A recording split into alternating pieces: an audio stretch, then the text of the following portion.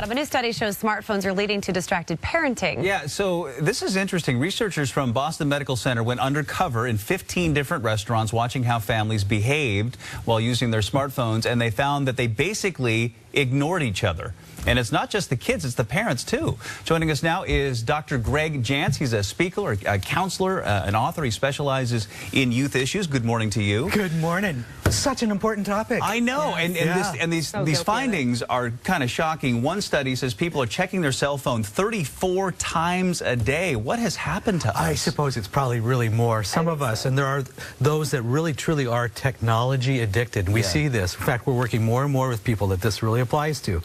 And they actually go through physical withdrawal symptoms, much like a drug withdrawal when they don't have their technology.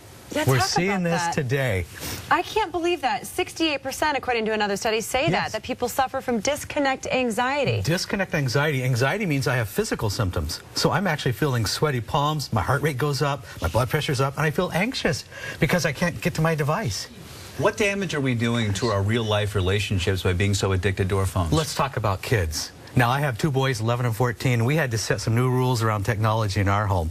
I realized I had a problem once when the two boys were texting each other at the dinner table. I go, oh no. Yeah. So when we run into that, that's a sign. But here's the thing. Texting is the new way of communicating for our youth. It's got its own language, and it's easier and, quote, safer a lot of times than having a normal face-to-face relationship.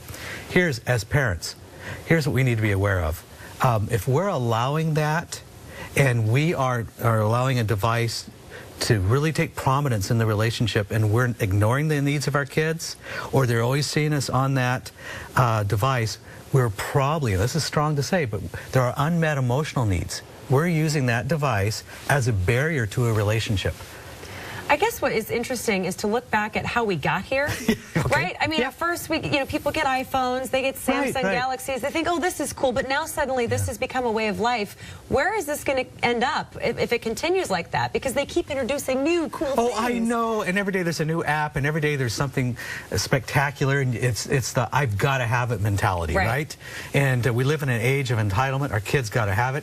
You know, my little 10-year-old, he wanted to know, when do I get the iPhone 5? What? So here's the thing. Remember, technology cannot replace a real relationship. We can actually, our kids can feel devalued, and adults can too. If you've ever been at lunch and somebody's texting with you and you're talking to them and they look up at you and they go, what'd you say? Because we develop what we call partial attention. And we have partial attention, which means that we're really not fully present.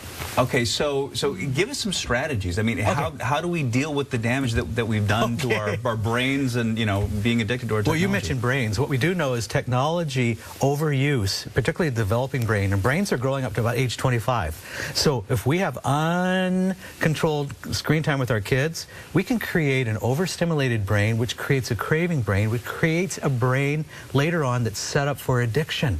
We developed, because we live in a one-click society, we developed this low impulse control. We've become very addicted and very impulsive. We all have to have all this stimuli.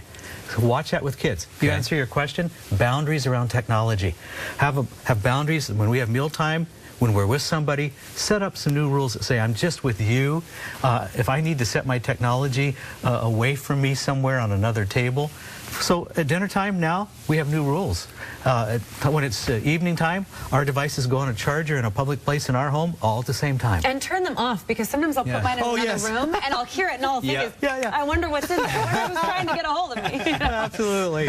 Yeah, it's that whole vibrating hip thing that it's not there. Man, it is a modern problem of the highest order. Dr. Greg Jantz, thank you so much. It's such an important topic. Great stuff. And for more information, you can check out A Place of Hope.